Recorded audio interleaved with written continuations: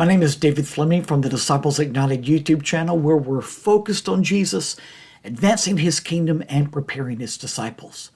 Now we're studying about revival outpourings throughout church history, and right now we're studying about the Great Awakening that was taking place in America.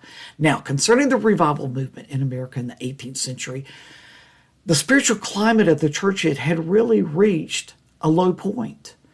Practices like the halfway covenant had brought many into the church membership without requiring anybody to be saved. And so that meant that the church had really just become an organization, a place where respectable people all attended. Everybody was expected to go to church, but unfortunately, most of the people that went weren't even born again.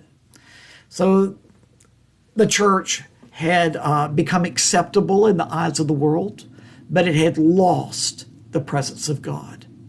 However, if you'll remember, I taught you a couple of videos ago about how the Lord had poured out his Spirit upon a community in Europe that literally started a prayer meeting that was 24/7. It lasted for over 100 years, and they were praying down revival upon the nations.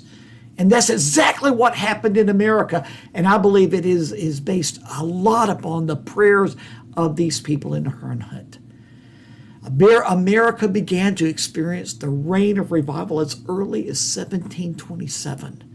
While the revival outpourings weren't constant, there were still places that were experiencing revival in America as late as 1770. Y'all, that's 43 years. Now, during this first Great Awakening in America, revival spread throughout the 13 colonies of New England, especially during the two peaks of the revival. The first peak took place from 1734 to 1735, and then the major peak of the Great Awakening was from 1740 to 1742. Let me read you a quote that I found in one of my books on revival, and it reads, "The awakening moved along three primary fronts. The middle colonies, particularly Pennsylvania and New Jersey, saw the earliest manifestations of the Spirit. New England soon followed, notably through the ministry of Jonathan Edwards. Later, the southern colonies experienced similar phenomena. George Whitfield's itinerant ministry helped to unite individual revivals into what is known now as the Great Awakening." Praise God.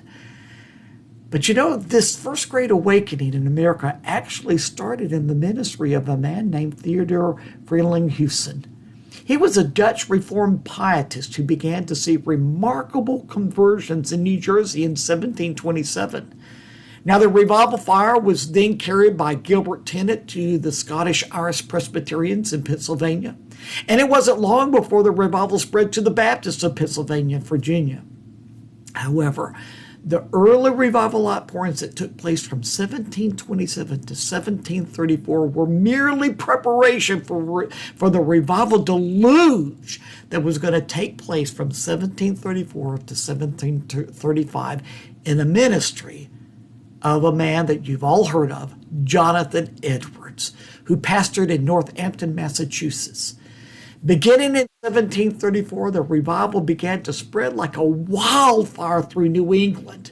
In 1735, so many people came to the Lord through Edwards' ministry that his church, that had now 600 members, was virtually the entire adult population of the town that the church was in. So praise God, you get a taste of what revival can do. It literally draws in masses of people. And that's why we're praying for revival to come again.